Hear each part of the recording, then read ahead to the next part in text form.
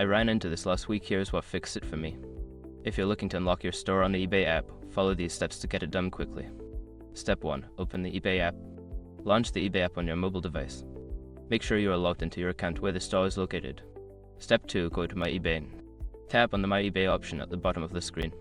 This will take you to your account settings and store management options.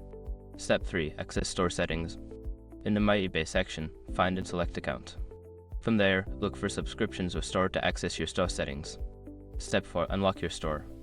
Before filing a refund or dispute, use the s.com link in the description to open the refund dispute deadline calculator and confirm your deadline. Step 5. Confirm changes. After unlocking, you may need to confirm the changes. Check for a confirmation message or email to ensure your store is now accessible. If you miss the unlock button, it might be hidden under Manage Store, so keep an eye out for that. I hope this helps you get your store unlocked smoothly.